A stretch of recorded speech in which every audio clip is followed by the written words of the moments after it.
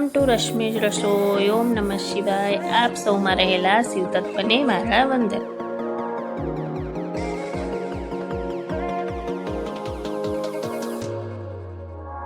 આપણે બનાવીશું Punjabi style capsicum, ભરેલા કેપ્સિકમ।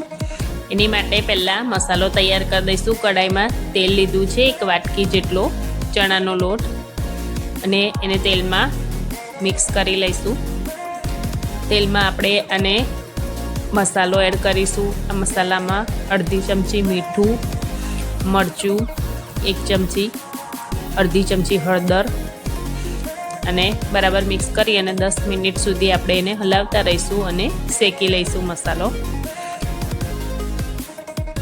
આ રીતે તમે જોઈ શકો છો મસાલો શેકાઈ ગયો છે।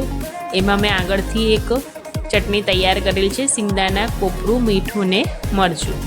એને મેં એડ કરીશ 2 ચમચી જેટલું ટેસ્ટ માટે। તો આ ચટણી એડ કરીશું। આ ચટણીની અંદર મેં સિંગદાણા, સૂકું કોપરું, મીઠું અને મરચું લીધેલું છે। કેપ્સિકમને આ રીતે 2 બાજુથી કટ કરીને રેડી કરી લીધા છે। એની અંદર આપણે જે પહેલેથી મસાલો શેકીને રેડી કર્યો છે એ મસાલો ભરી દઈશું 1 બાય 1। બધા જ કેપ્સિકમની અંદર આપણે મસાલો આ રીતે ભરી દઈશું।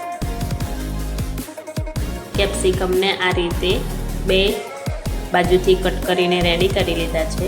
એની અંદર આપણે જે પહેલેથી મસાલો શેકીને રેડી કર્યો છે એ મસાલો ભરી દઈશું 1 બાય 1। બધા જ કેપ્સિકમની અંદર આપણે મસાલો આ રીતે ભરી દઈશું। કેપ્સિકમ માટે મેં કઢાઈમાં તેલ અને એમાં લસણ અને ડુંગળીની પેસ્ટ એડ કરી છે। એને મિક્સ કરી લઈશું। આ રીતે મિક્સ થાય પછી એમાં સૂકા મસાલામાં મીઠું, મરચું, હળદર, ધાણા જીરું પાવડર એડ કરીશું। પછી આ દરેક મસાલા મિક્સ કરી અને વ્યવસ્થિત રીતે એને શેકી લઈશું। લગભગ 5-1 મિનિટ સુધી શેકીશું। આ રીતે આપણી ગ્રેવી તૈયાર થઈ જાય એટલે એમાં આપણે જે કેપ્સિકમમાં ભર્યો હતો એ મસાલો પણ એડ કરી દઈશું, કારણ કે કેપ્સિકમની અંદરનો અને બહારના મસાલાનો ટેસ્ટ જળવાઈ રહે એટલા માટે। હવે આપણે એમાં કેપ્સિકમ જે ભરેલા છે એને મૂકી દઈશું। આ કેપ્સિકમને આપણે 10 થી 15 મિનિટ સુધી ચડવા દઈશું। 10 થી 15 મિનિટની અંદર આપણા કેપ્સિકમ તૈયાર થઈ જશે।